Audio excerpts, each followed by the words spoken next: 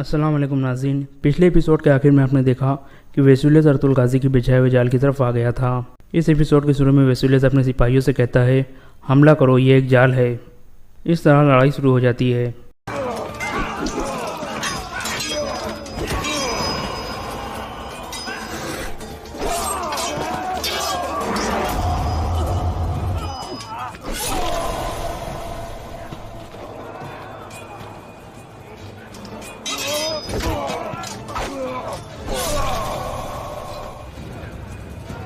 कुछ ही देर में बामसी अपने चंद सिपाहियों के साथ एक तरफ से आ जाता है और वो सब तीर चलाने लगते हैं।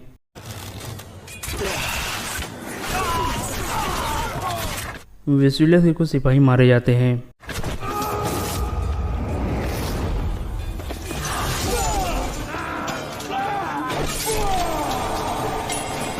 लड़ाई के दौरान वेसुलियस अर्तुल गाजी के कुछ सिपाहियों को शहीद कर देता है और फिर एक सिपाही की गर्दन पर तलवार रखकर कहता है, अर्तुल, हम दोनों में से कोई एक आज ज़रूर मरेगा।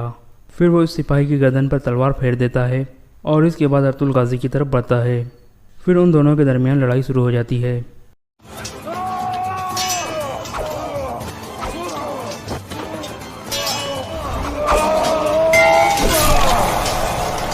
अर्तुल गाजी और वेसुलियस के दरमियान शदीद लड़ाई जारी थी।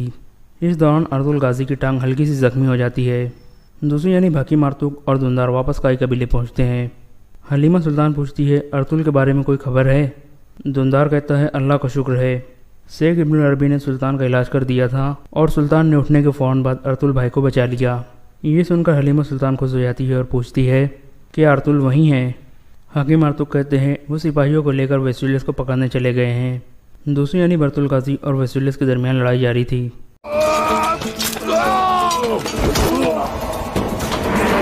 इस तरह अर्तुल गाजी वेसुलियस को गिराने में कामयाब हो जाते हैं, जबकि अर्तुल गाजी के बाकी सिपाही दूसरे सिपाहियों के साथ लड़ रहे थे। इसी दौरान कुछ नकाबपोश आदमी एक तरफ से आ जाते हैं और तीर कमान तैयार करके बैठ जाते हैं। वेसुलियस गिर चुका था। अर्तुल गाजी उसे कहते हैं, तुम्हारे मारने का वक्त आ गया है वेसुलियस। वेसुलियस कहता है, तुम मुझे मार सकते हो, लेकिन हमारा मुल्क हमेशा जिंदा रहेगा अर्तुल। फिर अर्तुल गाजी या अल्लाह कहते हुए अपनी तलवार हवा में बुलंद करते हैं।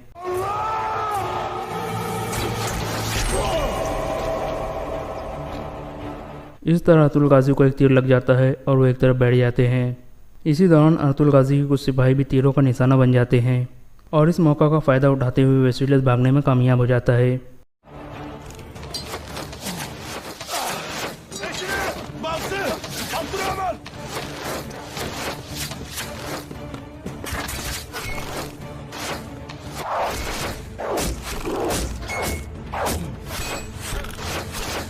नकाबपोश आदमी मुसलसल तीर चला रहे थे।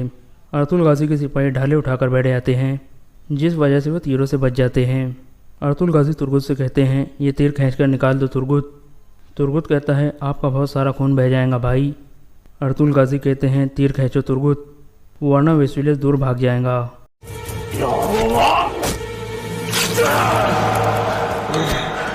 اسی دوران تیر انداز مسلسل تیر چلا رہے تھے۔ دوسری یعنی بھانلی بازار میں امیر سعدین کا خاص سپاہی جابر اندر آ کر کہتا ہے میں نے ویسولیس کو بچانے کے لیے اپنے آدمی بھیج دی ہے امیر حضرت، وہ ارطغرل کو قتل کیے بغیر واپس نہیں آئیں گے۔ امیر سعدین پوچھتا ہے کیا تمہیں ان آدمیوں پر پورا بھروسہ ہے؟ جابر کہتا ہے ان سب نے میرے حکم پر یہ نوکری حاصل کی تھی، وہ مجھے دھوکہ نہیں دیں گے۔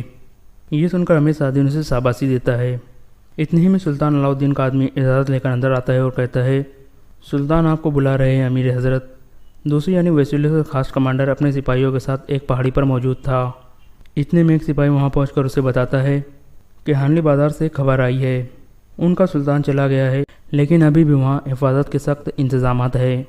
کمانڈر کہتا ہے اگر ان کا سلطان چلا گیا ہے تو وہ ایسا کیوں کر رہے ہیں؟ ہو سکتا ہے کہ ان کا سلطان وہاں سے گیا ہی نہ ہو، ارطغرل نے ہمیں دھوکہ دے کر گورنر ویسولیس کو اپنے جال میں پھنسا لیا ہے۔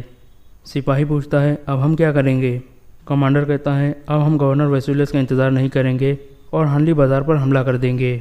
دوسری جانب سلطان علاء الدین امیر سعدین سے کہتے ہیں جلد ہی ان کو پتہ چل جائے گا کہ ہم نے ویسولیس کو دھوکہ دیا ہے، پھر وہ ہانلی بازار پر حملہ کر سکتے ہیں۔ امیر سعدین کہتا ہے میں نے ضروری احتیاطی تدابیر لے لی ہے سلطان، آپ آرام کریں۔ سلطان کہتے ہیں میں ٹھیک ہوں سعدین، مجھے اس سے زیادہ اپنے اندر موجود غدار کی فکر ہے۔ امیر سعدین کہتا ہے آپ دونوں قبیلوں میں گئے تھے، ہو سکتا ہے کہ ان میں سے کسی ایک نے آپ کو زہر دیا ہو۔ سلطان کہتے ہیں میں نے تو سوچا تھا کہ غدار یہاں اس محل میں موجود ہے۔ امیر سعدین کہتا ہے اگر ایسا بھی ہے تو ہم اس بدعنوان کو تلاش کر لیں گے۔ سلطان کہتے ہیں میں اس کو تلاش کروں گا سعدین۔ دوسری جانب نقاب پوش آدمی ارطغرل غازی کے ساتھیوں پر تیر چلا رہے تھے۔ اتنے ہی میں پیچھے سے بامسی اور عبد الرحمن آ جاتے ہیں۔ بامسی اور عبد الرحمن دو آدمیوں کو مار دیتے ہیں لیکن باقی بھاگنے میں کامیاب ہو جاتے ہیں۔ پھر ارطغرل غازی اور ان کے سپاہی کھڑے ہو جاتے ہیں۔ پھر وہ دونوں ارطغرل غازی کے پاس پہنچ جاتے ہیں۔ ارطغرل غازی پوچھتے ہیں کون تھے وہ؟ بامسی کہتا ہے اس کا ہمیں پتہ نہیں چلا بھائی، ہم نے 2 کو ٹھکانے لگا دیا ہے لیکن باقی 3 بھاگ گئے ہیں۔ پھر ارطغرل غازی کونکت اور دمرل سے کہتے ہیں تم دونوں زخمی سپاہیوں کے ساتھ واپس ہانلی بازار چلے جاؤ اور سلطان کو ساری صورتحال سے آگاہ کرو، اور بامسی اور ترگت تم دونوں میرے ساتھ آؤ، ہم ویسولیس کے پیچھے جائیں گے، مزید 2 سپاہیوں کو بھی اپنے ساتھ لے آؤ۔ پھر وہ سب ایک طرف چل پڑتے ہیں۔ دوسری یعنی ویسولیس کو سپاہیوں کے ساتھ ایک طرف جا رہا تھا۔ اس کا کمانڈر کہتا ہے جناب گھوڑے اس طرف ہے۔ ویسولیس کہتا ہے ہم بھاگ نہیں رہے بیوقوف، وہ ہمارے پیچھے آئیں گے، ہم آج یہ سب ختم کر دیں گے، آج یا وہ مرے گا یا میں، یہ آخری جنگ ہوگی اور اس کے بعد سلطان کی باری ہوگی۔ پھر وہ سب ایک طرف چلنے لگتے ہیں۔ دوسری یعنی ویسولیس کا دوسرا کمانڈر ہانلی بازار پر حملہ کرنے کی تیاری کر رہا تھا۔ اتنے ہی میں ایک سپاہی آ کر اسے بتاتا ہے کہ کائی اور چودار قبیلے کے سپاہی ہانلی بازار کی طرف جا رہے ہیں۔ یہ سن کر وہ پروگرام تبدیل کر دیتا ہے اور کہتا ہے ان کی تعداد ہم سے بہت زیادہ ہے، اس طرح ہم ان سے نہیں جیت سکتے، ہم واپس قلعے جا رہے ہیں۔ پھر وہ سب واپس چل پڑتے ہیں۔ دوسری یعنی ارطغرل غازی اور ان کے ساتھی ویسولیس کے پیچھے جا رہے تھے۔ راستے میں کچھ نشانات دیکھ کر ارطغرل غازی کہتے ہیں محتاط رہنا، ویسولیس اکیلا نہیں ہے۔ پھر ارطغرل غازی ترگت سے کہتے ہیں جنہوں نے ہم پر تیر چلائے تھے وہ دوبارہ آ سکتے ہیں۔ ترگت کہتا ہے میں ان کا بندوبست کرتا ہوں سردار۔ پھر وہ سب آگے بڑھ جاتے ہیں۔ ہانلی بازار میں سلطان علاء الدین اپنے آدمی سے پوچھتے ہیں جب مجھے زہر دیا گیا اس کے بعد کیا ہوا تھا، مجھے سب کچھ بتاؤ۔ سلطان کا آدمی انہیں سب کچھ بتا دیتا ہے کہ کیسے امیر سعدین نے شیخ ابن العربی کو اندر آنے سے روکا اور پھر میں نے اور ارطغرل کے سپاہیوں نے انہیں زور دے کر اندر آنے دیا۔ سلطان کہتے ہیں تم سکون رکھو عزیز، تم نے بالکل صحیح کیا ہے۔ اس کے بعد حیمہ خاتون اور اسلحان خاتون سلطان سے ملاقات کرتی ہے۔ اس دوران سلطان اسلحان سے پوچھتے ہیں آپ اس آدمی سے لڑنے والی تھی جس سے آپ شادی کرنے والی ہے؟ اسلحان ان کو بتاتی ہے کہ اب میں ان سے شادی نہیں کر رہی، میں نے عزت کے ساتھ انہیں بتا دیا ہے کہ میں اپنے بھائی کا بدلہ لینے اور قارا جیسر قلعہ فتح ہونے تک اپنا قبیلہ نہیں چھوڑوں گی۔ اس کے بعد سلطان ان دونوں کی بہت تعریفیں کرتے ہیں۔ دوسری یعنی ویسولیس اپنے چند سپاہیوں کے ساتھ چھپ کر ایک جگہ بیٹھا ہوا تھا اور ارطغرل غازی کا انتظار کر رہا تھا۔ ارطغرل غازی اور ان کے ساتھی ایک جگہ پہنچ کر رک جاتے ہیں۔ اتنے ہی میں ایک سپاہی آ کر ارطغرل غازی کو بتاتا ہے کہ میں نے قریب ہی ان کے گھوڑے دیکھے ہیں۔ ارطغرل غازی کہتے ہیں تو اس کا مطلب ہے کہ وہ یہیں ہیں، ویسولیس ہمارے لیے جال بچھا سکتا ہے، سامسا اور تم دونوں آس پاس جا کر جائزہ لو۔ دوسری یعنی کمانڈر نکولس واپس قارا جیسر قلعے میں پہنچ چکا تھا۔ اتنے ہی میں کیترین آ کر پوچھتی ہے ویسولیس کہاں ہے؟ کمانڈر کہتا ہے میں نہیں جانتا، ارطغرل نے ہم سب کو بیوقوف بنایا ہے۔ اتنے ہی میں ویسولیس کا ساتھی سپاہی وہاں آ کر بتاتا ہے کہ ارطغرل نے ہمیں دھوکہ دیا ہے۔ اس کے ساتھ جو آدمی تھا وہ سلطان نہیں تھا بلکہ کوئی اور تھا۔ اگر وقت پر کچھ تیر انداز نہ آتے تو ہم سب مارے جاتے۔ گورنر ویسولیس چند آدمیوں کے ساتھ بھاگنے میں کامیاب ہو گئے ہیں۔ کمانڈر نکولس کہتا ہے فوراً ان کی مدد کے لیے کچھ سپاہی بھجوا دو۔ دوسری جانب ارطغرل غازی اور ان کے ساتھی اس جگہ پہنچ جاتے ہیں جہاں ویسولیس چھپ کر بیٹھا ہوا تھا۔ کچھ ہی دیر میں ویسولیس نکل کر ان پر حملہ کر دیتا ہے اور لڑائی شروع ہو جاتی ہے۔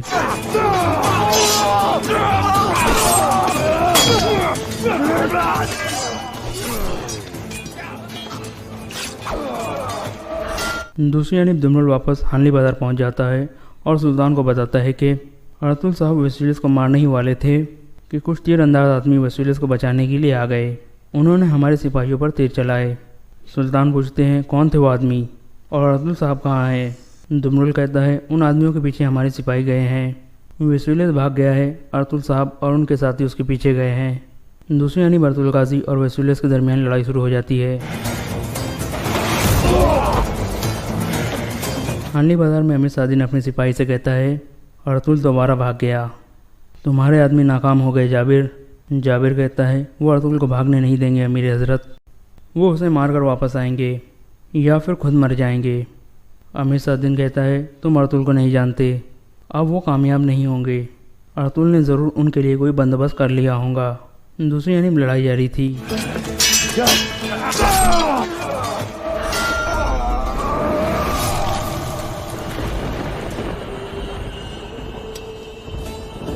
اس طرح ارطغرل غازی ویسولیس کا گلا کاٹ دیتے ہیں اور ویسولیس کا یہاں خاتمہ ہو جاتا ہے اور یہاں پر یہ ایپیسوڈ ختم ہو جاتا ہے۔ Story of Sultan Jalal Uddin Muhammad Khwarazm Shah part 26۔ Baghdad سے فرار ہو کر طاہر اور اس کے ساتھیوں نے مرو کا رخ کیا۔ راستے میں ایران کے شہروں کے باشندے جو ایک مدت سے اپنی شکست کا اعتراف کر چکے تھے اس کی روح پرور تقریروں سے متاثر ہوئے بغیر نہ رہ سکے۔ ہر نئی منزل پر رضاکاروں کی جماعتیں ان کے ساتھ شامل ہوتی گئی، یہاں تک کہ ان کی تعداد 3000 تک پہنچ گئی۔ مرو سے 100 کوس کے فاصلے پر طاہر نے مرو کی تباہی کی خبر سنی اور جلال الدین کے متعلق معلومات حاصل کرنے کے بعد جنوب مشرق کی طرف کوچ کیا۔ ایک دوپہر رضاکاروں کی یہ فوج مشرق کی دشوار گزار پہاڑوں میں سے گزر رہی تھی۔ ہر اول دستوں کی قیادت عبدالعزیز کے سپرد تھی اور اس کی رہنمائی کے لیے ایک ایرانی نوجوان اس کا ہم رکاب تھا۔ ایک تنگ گھاٹی سے مڑتے ہوئے ایرانی نوجوان نے ایک ہاتھ سے ٹھہرنے کا اشارہ کرتے ہوئے دوسرے ہاتھ سے نیچے وادی کی طرف اشارہ کیا۔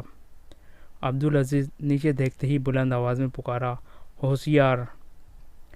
سالاروں نے آن کی آن میں یہ پیغام فوج کے آخری سپاہی تک پہنچا دیا۔ طاہر اور عبد الملک قلب لشکر سے نکل کر گھاٹی کے موڑ پر پہنچے۔ کوئی ایک کوس چوڑی اور 3 کوس لمبی وادی کے درمیان دو افواج میں گھمسان کی لڑائی جاری تھی۔ ایک ترک نے غور سے دیکھنے کے بعد کہا، تاتاری مسلمانوں کو چاروں طرف سے گھیر چکے ہیں، وہ دیکھیے عقب کی پہاڑی سے تاتاریوں کی مزید فوج اتر رہی ہے۔ مسلمانوں کی تعداد 5 سے 6 ہزار سے زیادہ نہیں، لیکن تاتاری ان سے 3-4 گنا زیادہ ہے اور عقب کے پہاڑوں سے مزید فوج لا رہے ہیں۔ میرے خیال میں یہ تاتاریوں کی بڑی فوج کے ہر اول دستے ہیں اور اس مختصر سی فوج کو اس طرح لڑانے والا سلطان جلال الدین کے سوا اور کوئی نہیں ہو سکتا۔ طاہر نے کہا، تاتاریوں کا گھیرا ان کے گرد تنگ ہو رہا ہے، تھوڑی دیر تک اگر زیادہ فوج پہنچ گئی تو ان کا بچ نکلنا ناممکن ہو جائے گا۔ ترک نے کہا، جلال الدین کے لیے کوئی بات ناممکن نہیں، لیکن اس مرتبہ وہ بری طرح نرگے میں آ چکا ہے۔ طاہر کے ساتھی اس کی ہدایت کے مطابق چھوٹی چھوٹی ٹولیوں میں تقسیم ہو کر مختلف راستوں سے نیچے اترے اور وادی کے سرے پر ایک چھوٹے سے ٹیلے کے عقب میں جمع ہو گئے۔ میدان میں بعض تاتاریوں نے انہیں دیکھ بھی لیا، لیکن دور سے انہوں نے یہی سمجھا کہ وہ ان کی کمک کے طوفانی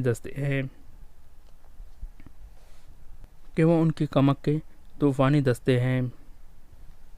عین اس وقت جب کہ تاتاری سخت ترین حملہ کر چکے تھے، ان کا ایک سالار تازہ دستوں کو ہدایت دینے کے لیے میدان سے نکل کر گھوڑا بگاتا ہوا اس ٹیلے کی طرف بڑھا، لیکن قریب پہنچ کر اس نے اپنی آواز کے جواب میں اللہ اکبر کا نعرہ سنا۔ اس کے ساتھ ہی ایک تیر اس کے سینے میں لگا۔ چھپی ہوئی فوج 2 حصوں میں تقسیم ہو کر ٹیلے کے گرد چکر لگاتی ہوئی میدان میں آ گئی۔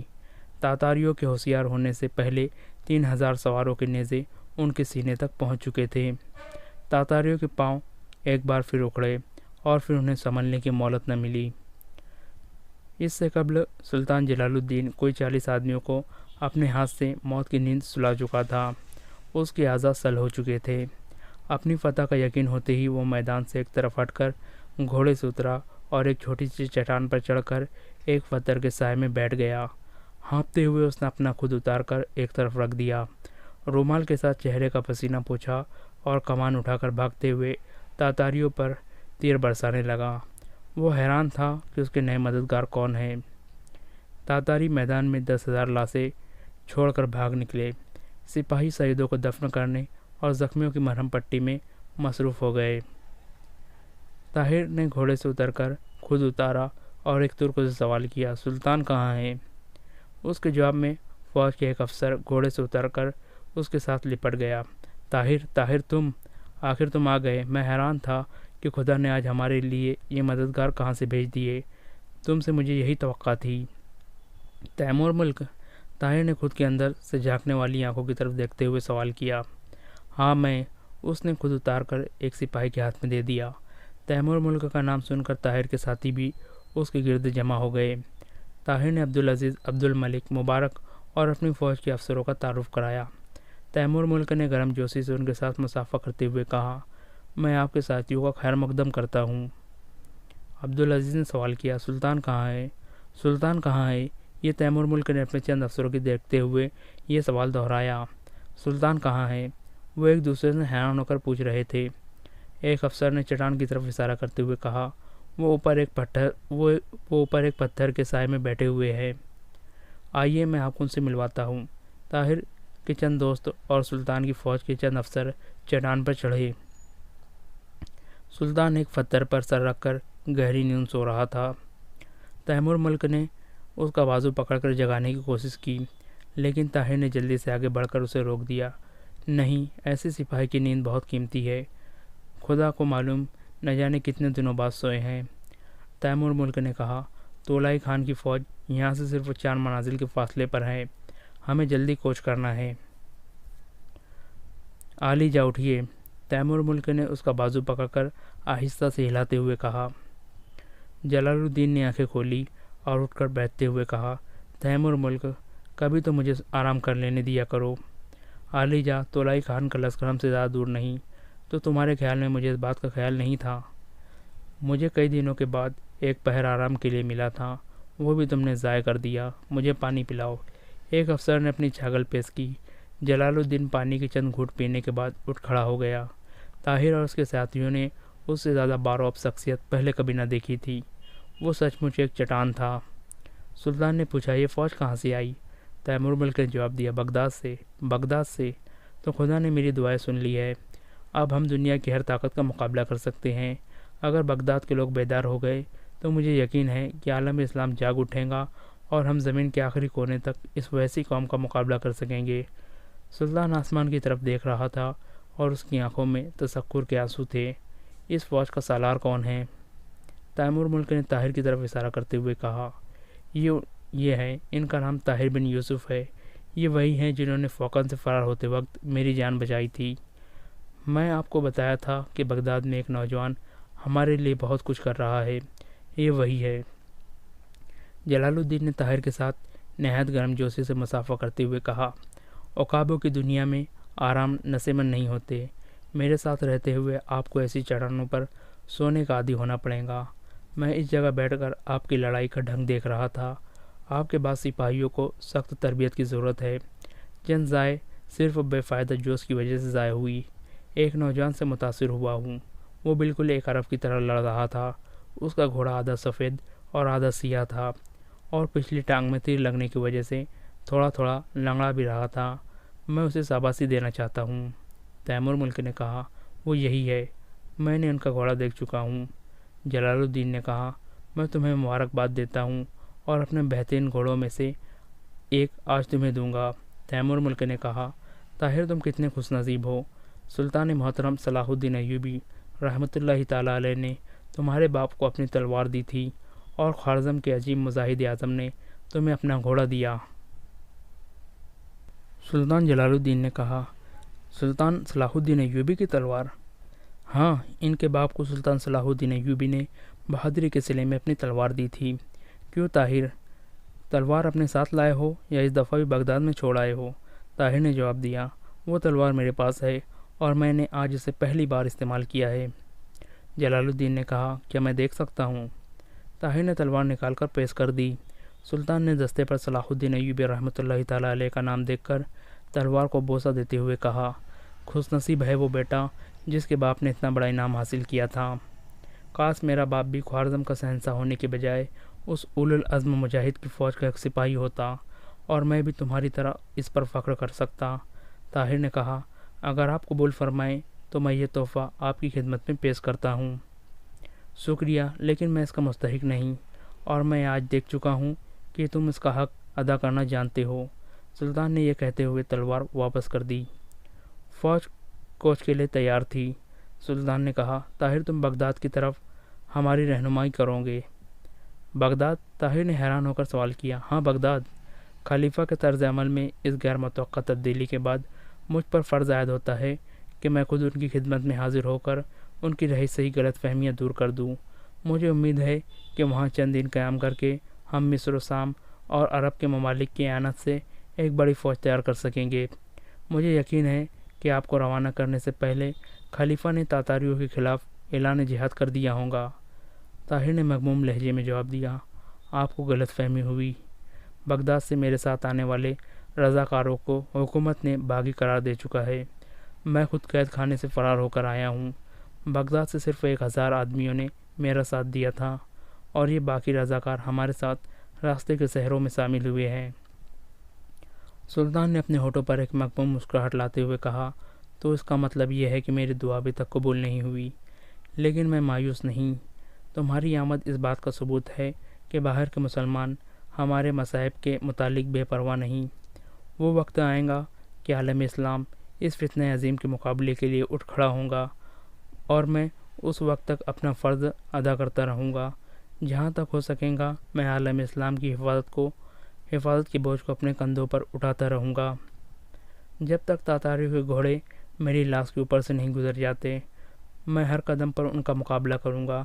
میں دنیا میں یہ ثابت کر دکھاؤں گا کہ جو جماعت خود مٹنے کا ارادہ نہیں کرتی اسے کوئی مٹا نہیں سکتا۔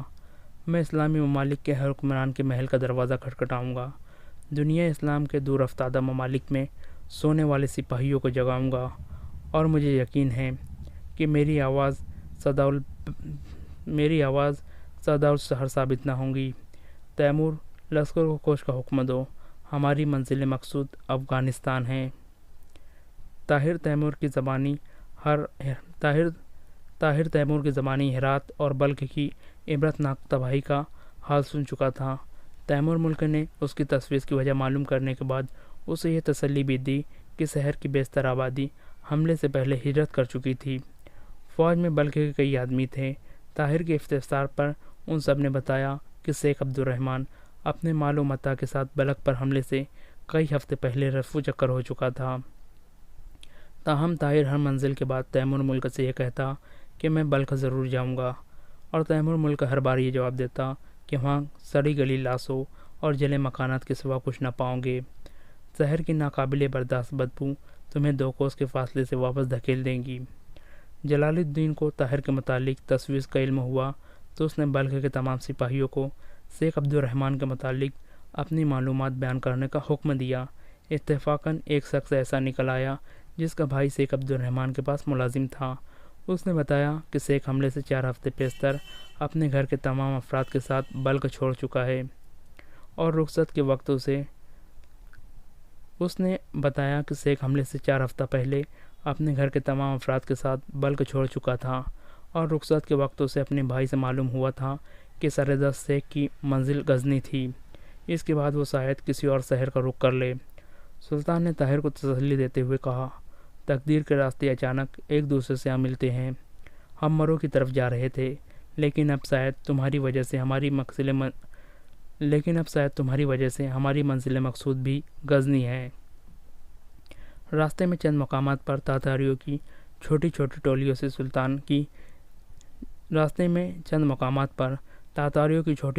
ٹولیوں نے جو سلطان کی تلاش میں دن راتیں کر رہی تھی مزاحمت کی، لیکن سلطان انہیں تحقیق کرتا ہوا غزنی پہنچ گیا۔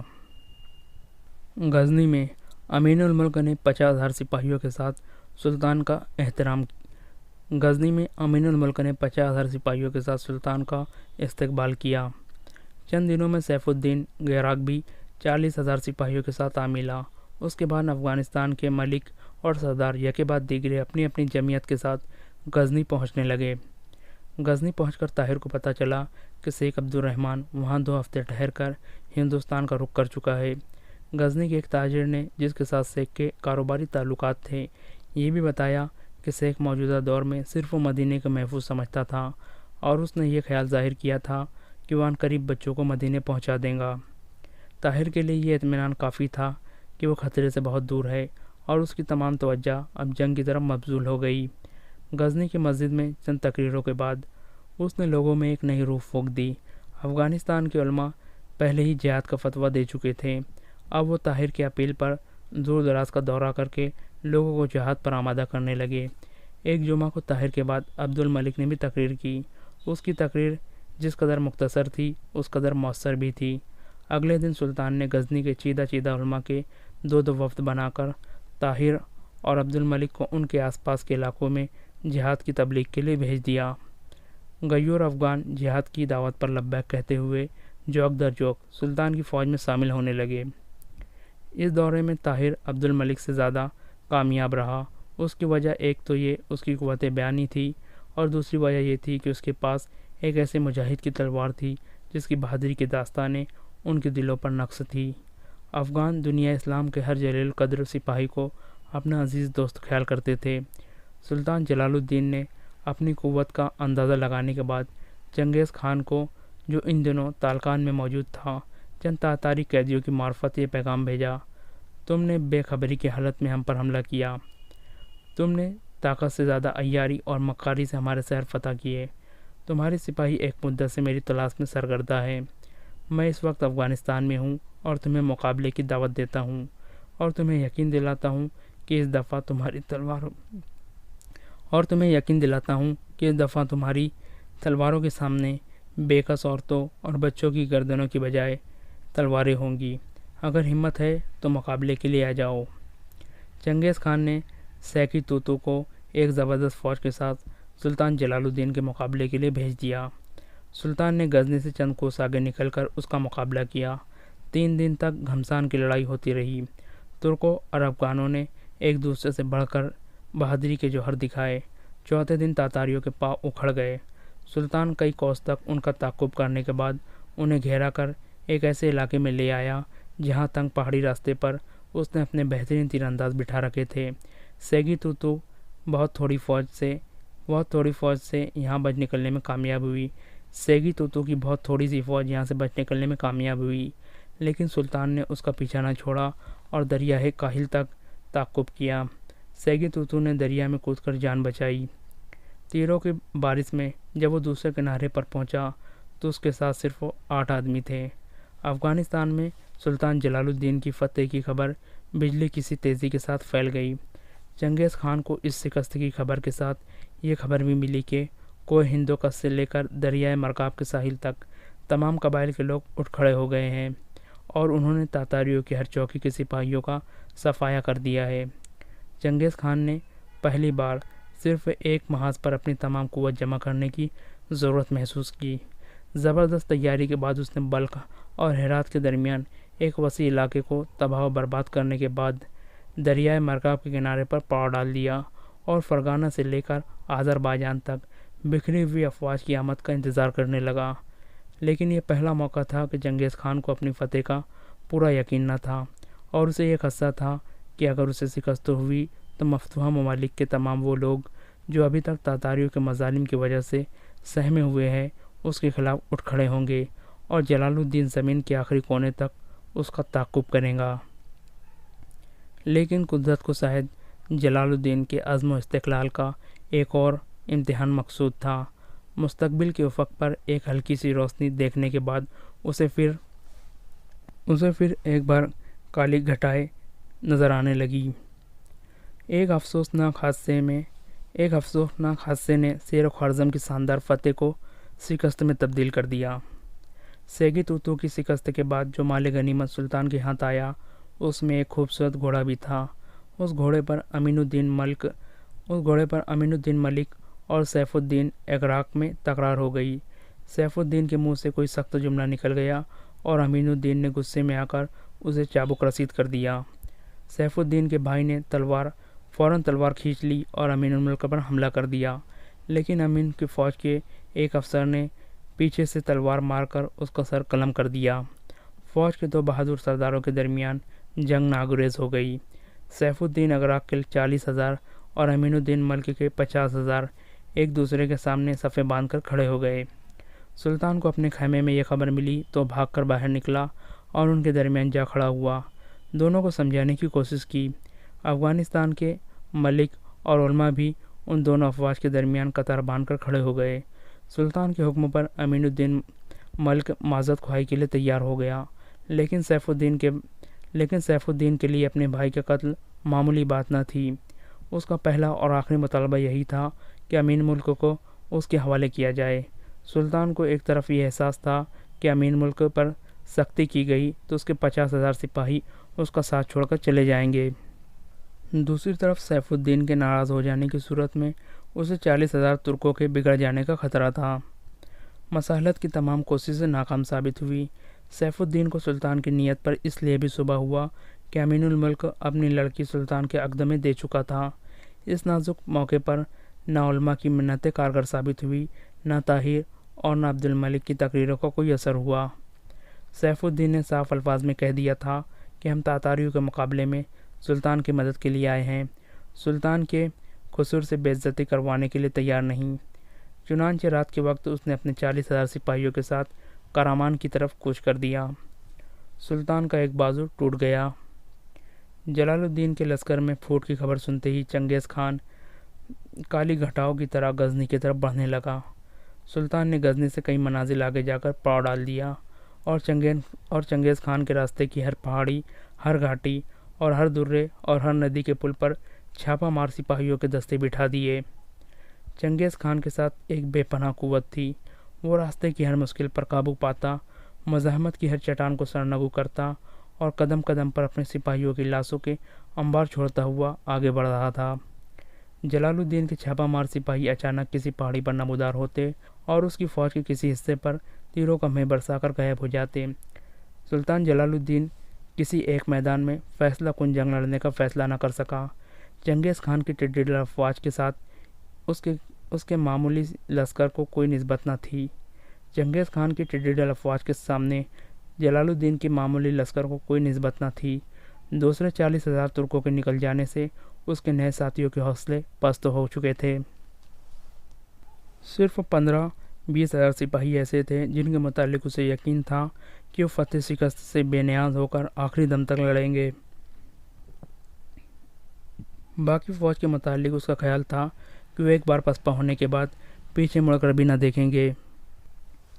اس نے فوج کا بیشتر حصہ امین الملک اور تیمور ملک کے سپرد کیا اور اپنے پرانے جانصاروں کے طوفانی دستوں کے ساتھ آگے بڑھ کر چنگیز خان کی فوج کے ہر اول کو شکست دی اور تقریباً 5,000 سپاہی تحقیق کر دیے۔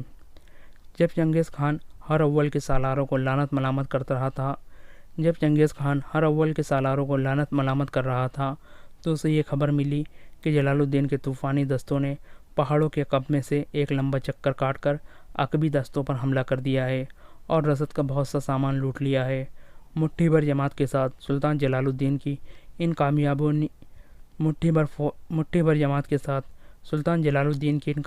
نے اس کی فوج میں پھر ایک نئی روح پھونک دی، لیکن تاتاریوں کی قوت کا صحیح اندازہ کرنے کے بعد سلطان جلال الدین نے یہ فیصلہ کیا کہ دریائے سندھ تک پیچھے ہٹتا جائے گا اور اس دوران میں سے ایک تو مزید تیاری کا موقع مل جائے گا اور دوسرے عقب سے چھاپا مارنے والی فوجیں آئے دن تاتاریوں کے نقصان میں اضافہ کر کے انہیں پہاڑوں کے اصلاح متناہی سلسلے میں اور آگے بڑھنے کا فیصلہ تبدیل کرنے پر مجبور کر دیں گی، اور پسپائی کی صورت میں چنگیز خان کا انجام سیگی توتو سے مختلف نہ ہوگا۔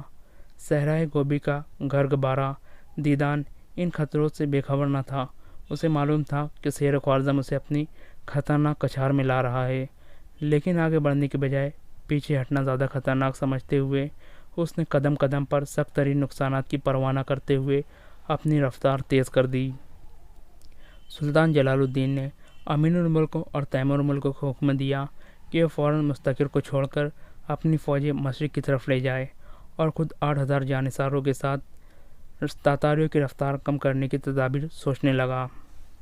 ایک صبح جب تاتاری سورج کے سامنے سربسجود تھے، جلال الدین نے ایک پہاڑ کے عقب سے نمودار ہو کر ان کے لشکر کے بائیں بازو پر حملہ کر دیا، اور جب تک دوسری وادی سے قلب لشکر کے سپاہی بائیں بازو کی فوج کی مدد کے لیے پہنچے، سلطان جلال الدین 3,000 تاتاریوں کو موت کے گھاٹ اتار کر پہاڑیوں میں غائب ہو چکا تھا۔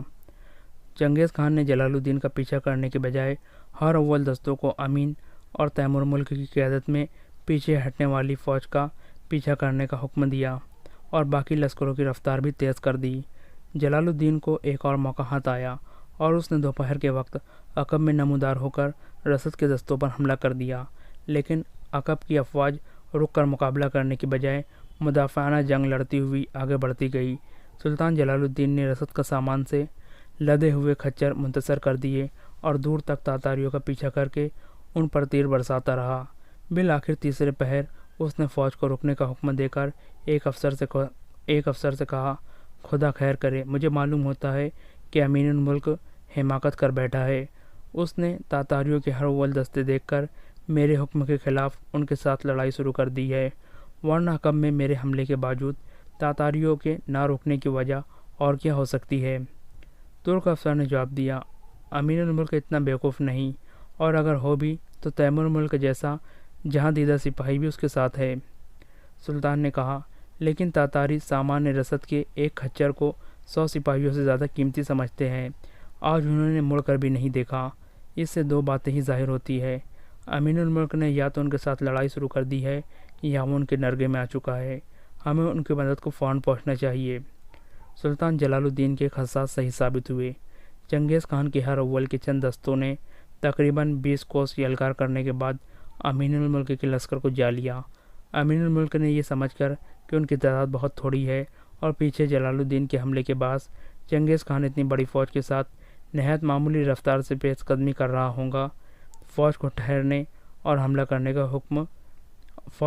کا حکم دے کر ان پر حملہ کرنا چاہا، لیکن تیمور ملک نے اس ارادے کی مخالفت کی اور اسے سمجھایا کہ ہر اول کو اس قدر تیزی سے آگے بھیجنے سے چنگیز خان کا مقصد اس کے سوا کچھ نہیں ہو سکتا کہ ہمارے ساتھ لڑائی چھیڑ کر ہمیں تاتاریوں کے باقی لشکر کی آمد تک مصروف رکھا جائے۔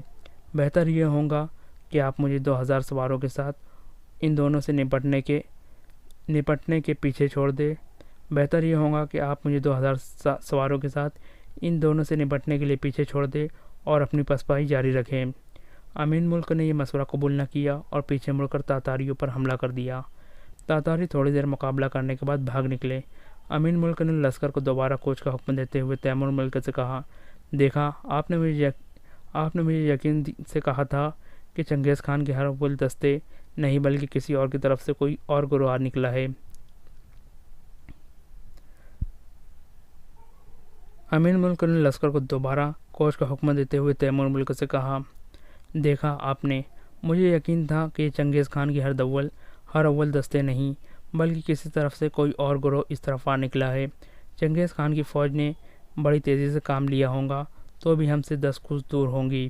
تیمور ملک نے جواب دیا، ہو سکتا ہے آپ کا خیال صحیح ہو، لیکن ہمیں جلدی کرنی چاہیے۔ امین ملک نے لشکر کا کوچ کا حکم دیا، لیکن اچانک اسے تقریباً 30,000 تاتاری ایک پہاڑی کی وادی کی طرف سے اترتے ہوئے دکھائی دیے۔ اس دفعہ تیمور ملک نے اسے سختی سے روکنے کی کوشش کی، لیکن جس قدر تیمور ملک کے ثقوف پختہ ہو چکے تھے، اسی قدر امین ملک کا یہ یقین بھی پختہ ہو چکا تھا کہ ایک مختصر سی فوج کسی اور طرف سے آ نکلی ہے اور اس کا چنگیز خان کی باقاعدہ فوج کے ساتھ کوئی تعلق نہیں، جو اس کے خیال کے مطابق ابھی کوسوں دور تھی۔ امین ملک نے تیمور ملک کے خدشات کو خاطر میں لاتے ہوئے پھر تاتاریوں پر حملہ کر دیا اور چند لمحات کے اندر اندر انہیں رون ڈالا، لیکن ان کی تعداد کم ہونے کے بجائے بڑھتی گئی۔ پہاڑیوں سے ان کے نئے دستے جوک در جوک اتر کر وادی میں داخل ہونے لگے۔ تقریباً ایک پہر لڑنے کے بعد امیر ملک نے دیکھا کہ دشمن کی صفوں میں 10-12 ہزار سپاہی جمع ہو چکے ہیں، اور اس نے پریشان ہو کر تیمور ملک سے سوال کیا، اب ہمیں کیا کرنا چاہیے؟ تیمور ملک نے غصے سے اپنے ہونٹ کاٹتے ہوئے کہا، اب ہم کر ہی کیا سکتے ہیں؟ چنگیز خان کے ہر اول دستے کی تمام فوج اس وادی کے گرد جمع ہو چکی ہے۔ آس پاس کی تمام پہاڑیوں سے انہیں مار بھگائے بغیر ہم آگے نہیں بڑھ سکتے۔ کاش آپ میرا مشورہ قبول کر لیتے، لیکن اب غلطیوں پر اظہار افسوس کا موقع نہیں، تلافی کا موقع ہے۔ دوسری وادی میں جہاں تیمور ملک لڑ رہا تھا، چنگیز خان مقدمۃ الجیش کے ساتھ خود پہنچ گیا۔ تیمور ملک نے ڈٹ کر مقابلہ کیا، لیکن تھوڑی دیر چنگیز خان کے میسرہ کی فوج بھی اس وادی میں داخل ہو چکی تھی۔ تیمور ملک شام کی تاریکی سے فائدہ اٹھانے کی امید میں لڑتا رہا۔ دوسری وادی میں امین ملک کے پاؤں اکھڑ چکے تھے، لیکن اچانک سلطان جلال الدین کے پہنچ جانے سے بچے کچھ سپاہیوں نے بھاگ نکلنے کا ارادہ ترک کر دیا اور جان توڑ حملے کرنے لگے۔ جلال الدین نے چند حملوں میں میدان صاف کر دیا اور امین ملک کے قریب جا کر سوال کیا، مجھے تمہاری حماقت کی سزا ملی ہے یا قدرت نے میری بدقسمتی میں اضافہ کرنے کے لیے تیمور ملک جیسا جہاں دیدہ سپاہی کے دماغ میں بھی جنون کے آثار پیدا کر دیے؟ امین ملک نے ندامت سے سر جھکا کر جواب دیا، یہ میرا قصور ہے۔ تیمور ملک نے مجھے منع کیا تھا، میں نے اس کا کہا نہ مانا۔ مجھے یقین تھا کہ تاتاری بہت دور ہوں گے۔ خدا ہر انسان کو تمہارے جیسے احمقوں کی دوستی سے محفوظ رکھے۔ اب میں تمہیں ایک کام سونپتا ہوں، تم فوراً غزنی کی طرف روانہ ہو جاؤ اور میری بیوی بچوں کو لے کر کسی محفوظ مقام کی طرف نکل جاؤ۔ اہل شہر کو بھی یہ مشورہ دو کہ وہ ہندوستان کی سرحد کی طرف نکل جائے۔ سلطان جلال الدین نے اس وادی میں رہی سہی فوج کو منظم کر کے چند پہاڑیاں عبور کرنے کے بعد تیمور ملک سے نبرد آزما ہونے والی فوج پر حملہ کر دیا اور تیمور ملک کے ارد گرد گھیرا ڈالنے والی صفوں کو درہم برہم کرتا ہوا اس کی فوج کے ساتھ جا ملا۔ جب شام کی بڑھتی ہوئی تاریکی میں کسی کو دوست اور دشمن کی تمیز نہ رہی، سلطان جلال الدین ایک طرف زوردار حملے سے میدان خالی کرتا ہوا تقریباً 8,000 سپاہیوں کے ساتھ وادی سے نکل گیا، لیکن چنگیز خان کے حکم سے تاتاریوں نے اس کا پیچھا نہ چھوڑا۔ رات کے وقت اس کے کئی سپاہی گھوڑے زخمی ہونے کی وجہ سے پیچھے رہ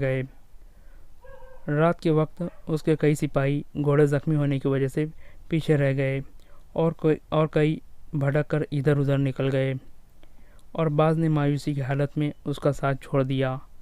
صبح تک اس کے ساتھ صرف 6,000 سپاہی رہ گئے۔ طاہر کے ساتھیوں میں سے اکثر شہید ہو چکے تھے۔ عبدالعزیز اور موسیٰ کو اس نے اپنی آنکھوں سے میدان میں گرتے ہوئے دیکھا تھا۔ چند دنوں تک تاتاری سائے کی طرح سلطان جلال الدین کے پیچھے لگے رہے، یہاں تک کہ وہ لڑتا بھڑتا دریائے سندھ کے کنارے تک جا نکلا۔ ایک صبح سلطان جلال الدین اپنی مختصر فوج کے ساتھ ایک ایسی چٹان پر کھڑا تھا جو 3 اطراف سے تاتاریوں کے محاصرے میں تھی اور چوتھی طرف تقریباً 30 فٹ نیچے دریائے سندھ ٹھاٹھے مار رہا تھا۔ چنگیز خان کا حکم تھا کہ سلطان جلال الدین کو ہر قیمت پر زندہ گرفتار کیا جائے۔ چٹان کے گرد سلطان جلال الدین کے بچے کچے ساتھی اپنی جان کی بازی لگا چکے تھے۔ تاتاریوں کا گھیرا تنگ ہو رہا تھا۔ ان کی فوج سے ایک سوار جو شکل صورت